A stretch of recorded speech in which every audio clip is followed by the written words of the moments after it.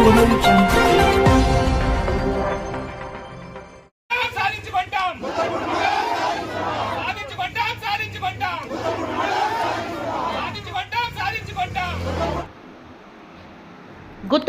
మండలం సాధించడమే లక్ష్యంగా మండల సాధన కమిటీ పోరాటం చేస్తుందని, అందులో భాగంగా నేడు స్థానిక మోదకొండమ్మ ఆలయం నుండి జిల్లా కలెక్టరేట్ వరకు ర్యాలీగా వెళ్లి వినతి పత్రం ఇచ్చామని అన్నారు.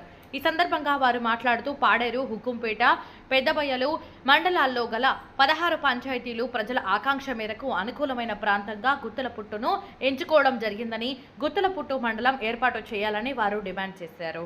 గత 7 ఏళ్లుగా గుత్తులపుట్టు మండలం కావాలని కోరుతున్నామని అన్నారు. గుత్తులపుట్టు మండలం ఈ 16 పంచాయతీలకు అనుకూల ప్రాంతమని, వ్యాపారానికి వారపు సంత ఉందని, రాకపోకలకు అనువైన ప్రాంతమని అన్నారు.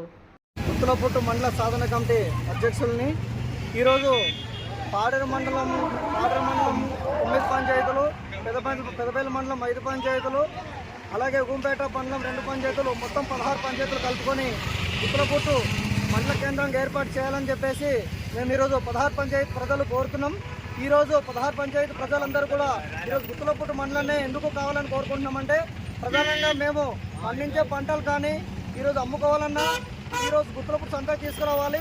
అలాగే ఈరోజు ఏ జిల్లా కేంద్రం కోవాలన్నా ఈ 16 పంచాయతీ ప్రజలందరూ కూడా గుత్తులపుట్టు మండల కేంద్రంగా గుత్తులపుట్టు గ్రామ పంచాయతీ మీదగానే పోవాలి.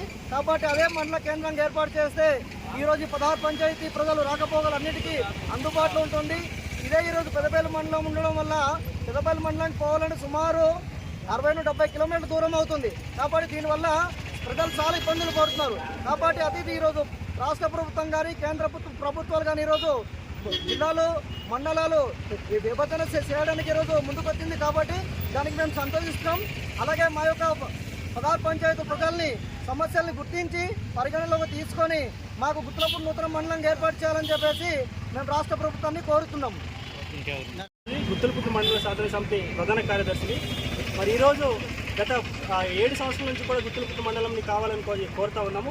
ఈరోజు రాష్ట్ర ప్రభుత్వం జిల్లాలు, మండలాలు పునర్విభజనకు ఈరోజు స్వాగతిస్తున్నాం.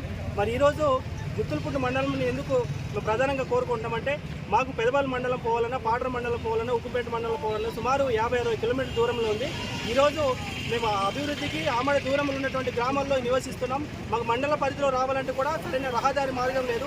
ఇప్పుడు అంబులెన్స్ రాలేనటువంటి పరిస్థితుల్లో ఉన్నటువంటి పరిస్థితులు ఉన్నాయి. ఒక మండల ఆఫీస్కి వచ్చి అక్కడ నుంచి జిల్లా కేంద్రానికి రావాలంటే కూడా సుమారుగా మేము సాయంత్రం అయిపోతే కూడా చేరుకునేటువంటి పరిస్థితి ఉంది. అదే వర్షాకాలం అయితే పూర్తిగా జలదిగ్బంధమైనటువంటి గ్రామాల్లో నివసిస్తున్నాం. కాబట్టి మాకు 16 పంచాయతీల ప్రజలకి అన్ని అనుకూలంగా ఉన్నటువంటి గుత్తులపుట్టు మండల కేంద్రం ఏర్పాటు చేయాలి. అదేవిధంగా ఈ సందర్భంగా ఇంకో విషయం తెలియజేస్తున్నాను. రేపు మంత్రివర్యుల కమిటీ ఏదైతే ఉందో వాళ్ళు ఖచ్చితంగా ప్రజల నుంచి అభిప్రాయాలు తీసుకొని మండలం ఏర్పాటు చేయడానికి ముందుకుంటారని చెప్పేసి నివేదిక తీసుకుంటారని చెప్పి తెలియజేస్తున్నాను.